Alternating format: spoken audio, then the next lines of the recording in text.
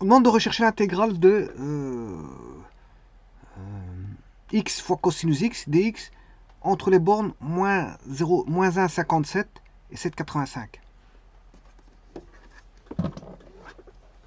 Alors, le domaine, c'est R, il n'y a pas de problème ici au niveau du domaine. Il n'y a pas d'exclusion. Le domaine, c'est R. Donc, qu'est-ce qu'on a? On a une fonction x multipliée par une fonction cosinus x. Alors, qu'est-ce que ça donne? Ça donne, bon, la fonction x, la voici, cosinus x, la voilà. Et si je fais f fois g, on a ceci, et bien sûr, si vous regardez bien, on tourne autour d'x. Alors, bon, je pourrais même mettre moins x, moins x, comme ceci. Voilà, bon. Elle tourne autour de ça.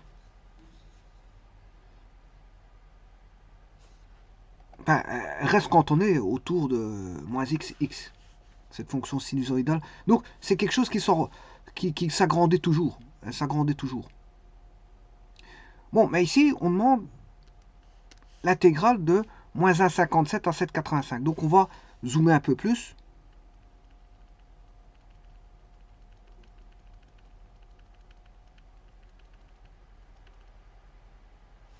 Donc là, on est dans cette zone-là. Bon, je vais retirer le f de x, f de moins x. Et je vais enlever le cos x. Alors, moins 1,57. Eh bien, vous aurez compris que qu'est-ce que c'est que moins 1,57? Moins 1,57 est une racine de la fonction 1. Moins 1,57 est racine. D'ailleurs, si vous avez compris, moins 1,57 c'est moins pi demi. Donc, moins pi demi est racine. Alors, 7,85 c'est aussi une racine. C'est aussi une racine, parce que regardez bien, je vais mettre moins 1,57, moins 1,57,0, vous voyez que c'est une racine, et si je mets 7,85, 7,85,0, c'est aussi une racine. Donc, vous voyez qu'il faut chercher l'air. Alors, il y a l'air est alternativement négatif, positif, positif. Donc, il faut découper. Je dois la découper, aller chercher toutes les racines. Bon. Alors, comment trouver les racines de ça? Tout d'abord, y égale cosinus x. La première racine qui vient à l'esprit, c'est x égale 0. Hein, parce que vous avez ici un x. Si vous l'égalez à 0, bah alors y vaudra 0. Donc, une première racine, c'est x égale 0. Qui est à part des fonctions trigonométriques. Ça, c'est la droite. La droite s'annule en 0. Maintenant, pour la fonction trigonométrique, on a la fonction cosinus. La fonction cosinus est positive ici et négative ici. Bon, elle vaut plus 1 en 0 plus de capi, et elle vaut moins 1 en pi plus de capi. Alors, elle vaudra 0 en pi demi et moins pi demi. Bon, donc, les racines sont en pi demi plus capi avec k appartenant à z. Donc, si je mets les racines,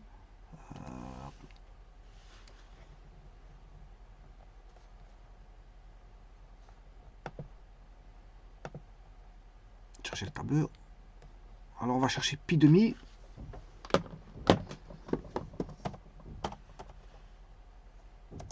C'est 1,57. Oui, de toute façon, je vais commencer en moins pi demi.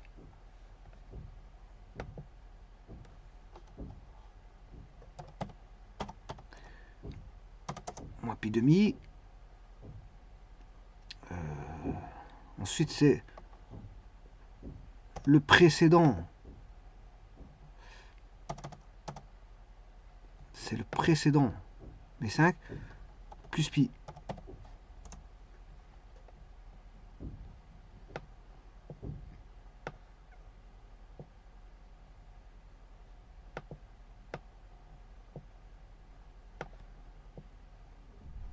Voilà. Et on va jusque 7,85. Donc là, on aura 0, 0, 0. Et on va jusque 7,85. Bon, les autres racines ne m'intéressent pas. Alors, On va créer une liste de points. Voilà, elle m'a créé la liste de points. Bon, là, j'ai la liste de points qui va de moins 1,57 à 7,85. Bon, j'aurais pu faire aussi racine. Hein. Alors, vous voyez que la racine 0,0 n'y est pas, parce que c'est la racine de x. Il y a une racine particulière qui est la racine, voilà. Ça aussi, c'est une racine. Alors maintenant, si je tape racine, bon, je vais retirer les points, la liste de points.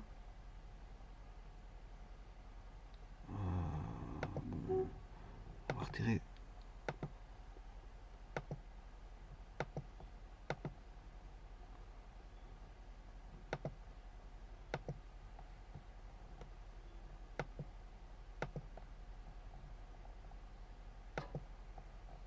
J'aurais pu taper racine. Hein.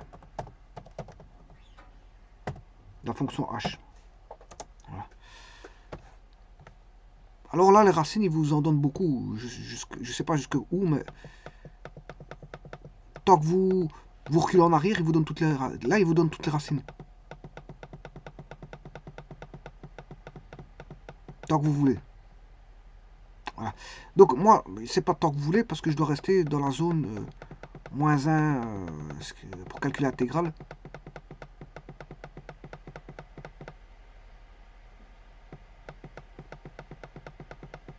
Si j'ai pas besoin de tout ça, donc je vais enlever les racines.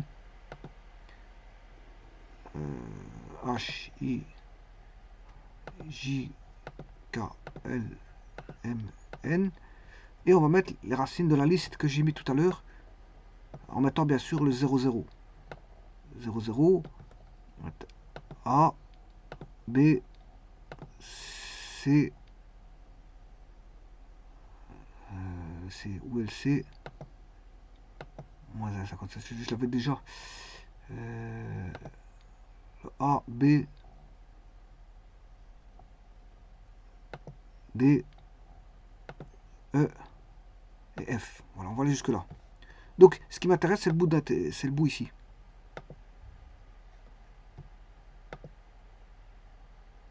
Voilà, donc pour calculer la primitive, c'est assez simple, je vous le dis tout de suite. Voilà, on va calculer la primitive, c'est x fois cosinus x, dx, c'est f fois g', c'est une fonction primitive par partie, c'est x. Donc c'est f, c'est x, f' c'est 1. Parce que la dérivée de x, c'est 1. Alors le g c'est cosinus x, primitive de cos, c'est sin. Voilà. Et puis je multiplie f fois g, c'est x sinus x.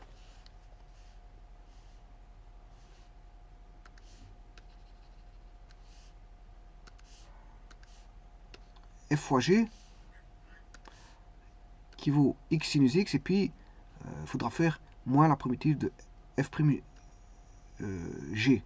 f' g, c'est une fois sinus x qui fait moins la primitive de sinus x. Et la primitive de sinus, c'est moins cos. Et moins par moins, ça fait plus.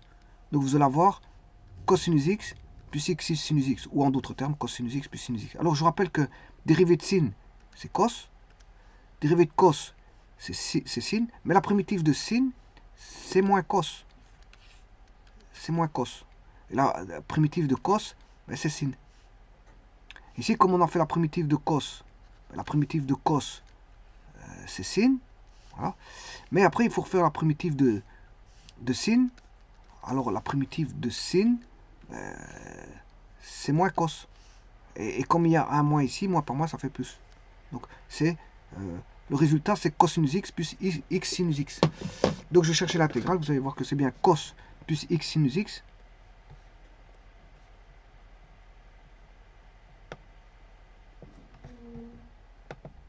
Alors, on va donc, c'est cos x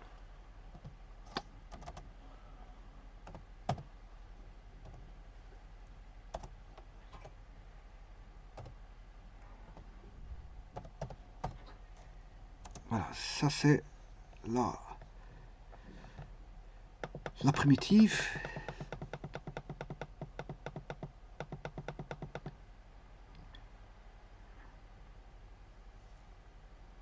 Alors, PQG, ça veut dire retirer OPQ.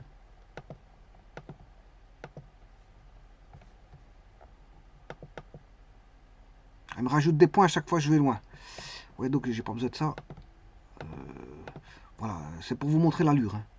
Chaque fois, il me remet des racines chaque fois que je fais un zoom. Bon. On va retomber ici. Et donc, je vais calculer la primitive de la fonction h.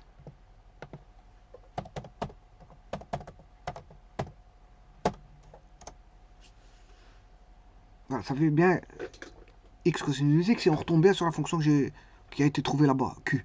Q et r c'est le même. Bon, maintenant il suffit juste de calculer. Bien sûr. Alors, la primitive, pas besoin de la voir. Non plus. On demande de calculer l'air de... Ah. Alors, il faut faire par partie. Hein. Enfin, quand je dis par partie, c'est pas une intégrale par partie que je dis. Il faut calculer. Parce que vous voyez qu'il y a du négatif. Il faudra faire R.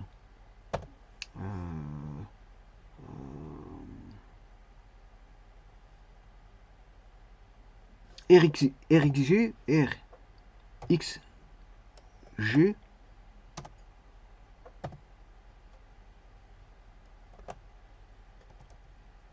je peux prendre ma fonction aussi Q, hein, que je prenne R ou Q, c'est le même, je peux le faire avec Q. Voilà, c'est Q.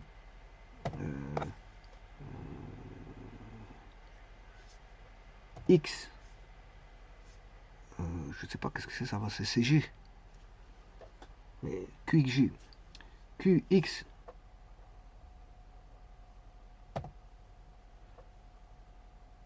G. Moins Q. X. A. Moins 0,57. Ça veut dire que, en d'autres termes, c'est l'intégrale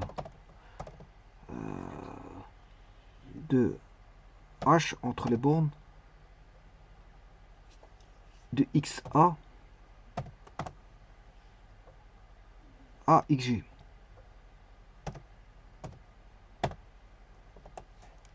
Ah, c'est moins 0,57, c'est bon. Alors maintenant, je vais faire de D à G. On va dupliquer la saisie. X, D, moins XG. Et là, on va dupliquer la saisie de X D, XG avec D. XG à XD.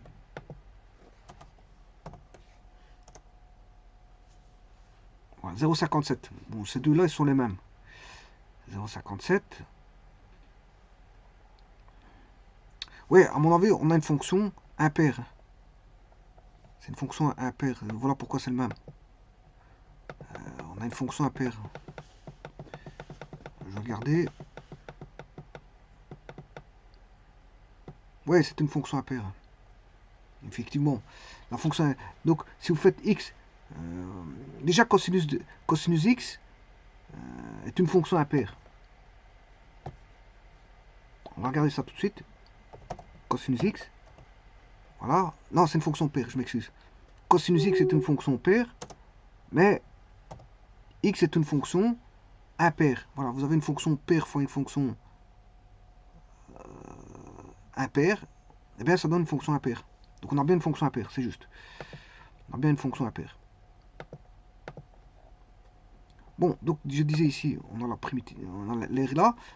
La deuxième aire, elle va aller de, je vais dupliquer ces deux EAD.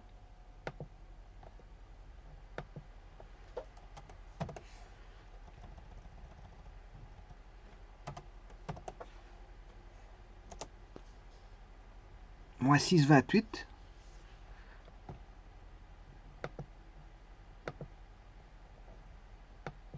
De D à E.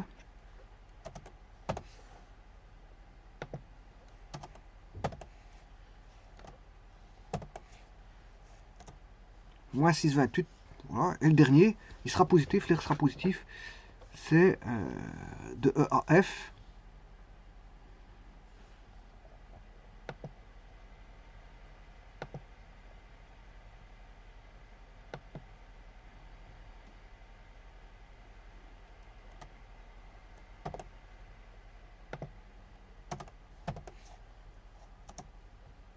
à 12,57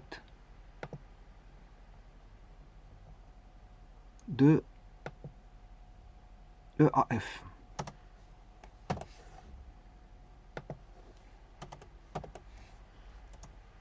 Voilà, 12,57. Maintenant, je vais faire la somme des aires. Donc, il y en a une qui vaut moins 0,57, l'autre elle vaut 0,57. Voilà. Il y en a une qui vaut moins 6,28 et la troisième elle vaut 12,57. Il suffit d'additionner les aires. Hein. Donc on a 0. Alors, je peux faire les calculs.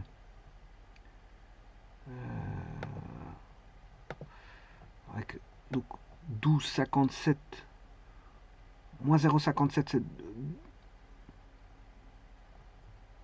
moins 2A ou moins 2B. Hein. Moins 2A.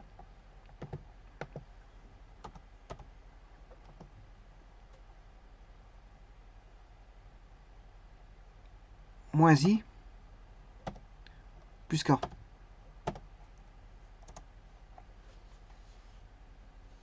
Donc l'air fait environ 20. Environ. 19,99.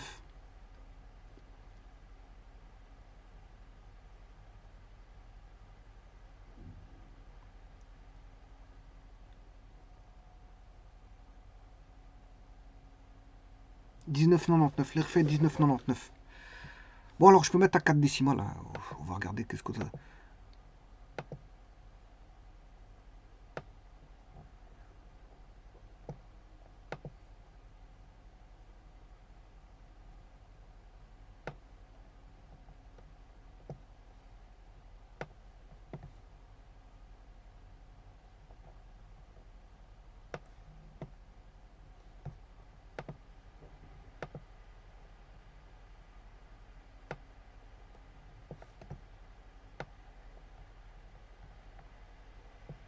Ah, 19,99,11.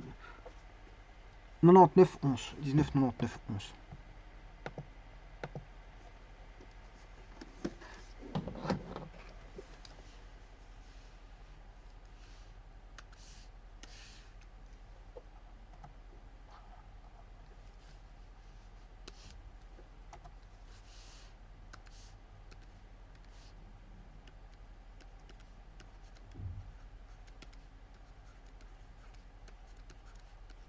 Unité d'air.